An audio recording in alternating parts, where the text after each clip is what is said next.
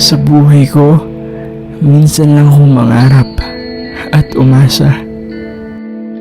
Umasa sa pangarap na makasama ang isang tulad mo.